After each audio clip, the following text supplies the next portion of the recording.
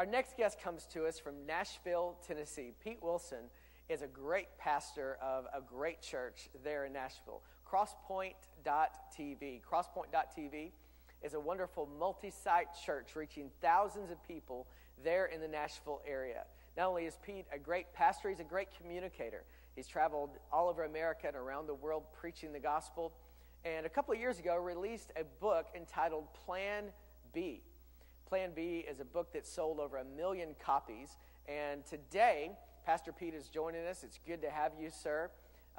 Pete, you and I have had the privilege of traveling around the world, sharing the good news of Jesus Christ in different parts of the world. And as we have seen on multiple occasions religion that takes everything from someone, yet offers them nothing in exchange. In your new book, Empty Promises, you address what I believe is the real Hunger Games, not a book or a movie series, but man's seemingly unappeasable appetite for more. Why is it that, in the words of the famous theologian Mick Jagger, do you believe we can't get no satisfaction? I think that's a great question. I mean, I think that I think we all are looking for some kind of satisfaction in life. And I think the reality is that we all have this deep longing, if you will, for worth and significance, for love, for beauty. We want our lives to count for something great. And it's very tempting in this culture, I think, to on our journey, to look for a lot of things to bring us satisfaction that will never bring us satisfaction. In fact, and in our culture, we're not the first group of people to struggle with this question. I mean, the reality is that this is the whole story of the Old Testament, that God calls his people, Israel, to be a light. So he calls them to be different, to be set apart, to seek his love above everything else. And what we see them do, though, is to end up not being a light because they choose other lovers. They look to other things to bring them a satisfaction that only God can bring them.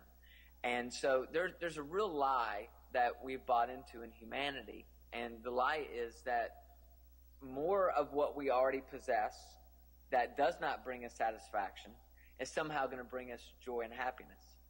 But it doesn't work that way. It's this idea that I have this, and it doesn't work. But more of what doesn't work might work. And it just doesn't work that way. But we've bought into that lie. And then there's all kinds of things out there these days that I think multiply that feeling that we don't have satisfaction and we don't have happiness and we don't have purpose, that send us on this crazy search to find all these different things. So you have things today like Facebook and Twitter, which are constantly reminding you that you don't have this or you don't have that. So, you always have that annoying friend on Facebook that will leave the updates, about, their vacation in Hawaii and how they're having such a wonderful time and they're thinking about buying a place there. And you're sitting there reading this thinking, I thought I was happy. I thought I was satisfied until I read that. And it's really just this trap of idolatry. And the way I define idolatry is anything you trust in to give you what only God can give you. And so this world and our culture is full of hundreds and hundreds of empty promises. There's all these things that are going to promise you satisfaction. They're going to promise you fulfillment, but they never quite deliver. They leave you empty because they're just that. They're empty promises. And at the end of the day, it's only when we turn our hearts towards our Creator, towards our Savior, that we're really set free to release the power that all these little gods pretend to wield in our life.